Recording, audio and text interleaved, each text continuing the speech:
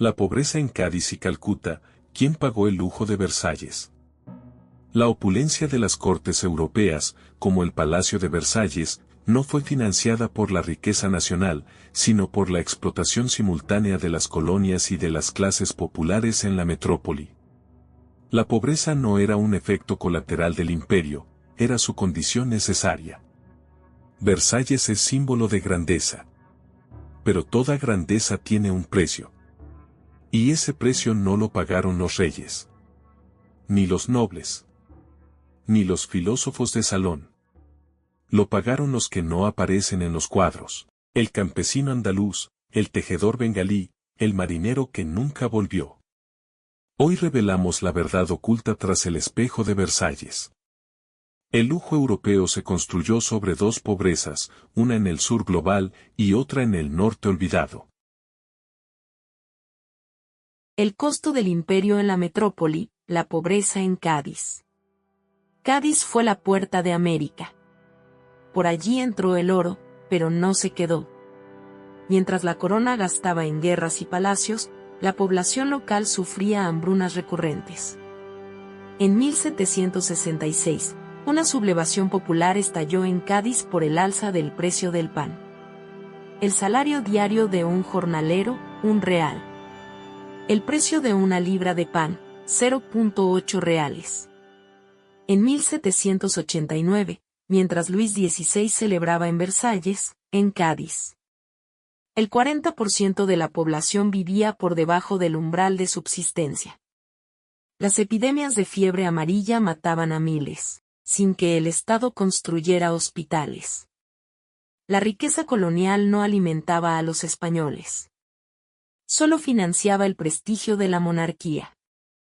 1649, mientras en Madrid la corona paga a un pintor italiano por embellecer las paredes del Alcázar Real. En Sevilla, el hambre es tan feroz que los archivos del Cabildo registran, con vergüenza y terror, casos de canibalismo. Un imperio que gasta fortunas en espejos y mármoles, mientras sus súbditos se comen entre sí para no morir.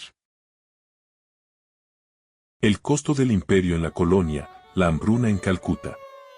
Mientras en Europa se celebraba la Ilustración, en la India se moría de hambre.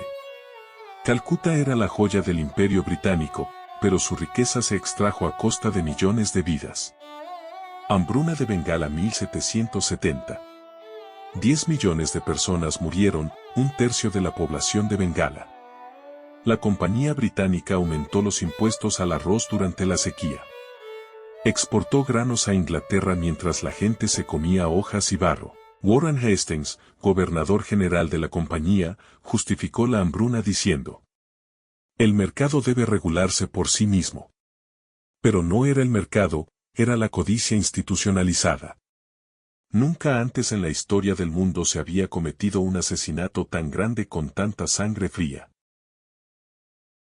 El lujo de Versalles, financiado por dos mundos. Plata de Potosí a Sevilla, de Sevilla a Versalles. Arroz de Bengala a Londres, de Londres a París. Impuestos coloniales al Tesoro Real, del Tesoro Real a decoración de palacios. El Palacio de Versalles costó más de 100 millones de libras en su construcción y mantenimiento, equivalente a cientos de miles de millones hoy. ¿De dónde vino ese dinero? De los impuestos coloniales en América y Asia. De los préstamos a banqueros que especulaban con el comercio esclavista, y del trabajo no remunerado de millones de campesinos, esclavos y obreros. En 1789. El gasto anual de María Antonieta en vestidos, 200.000 libras. El ingreso anual de un campesino francés, 30 libras.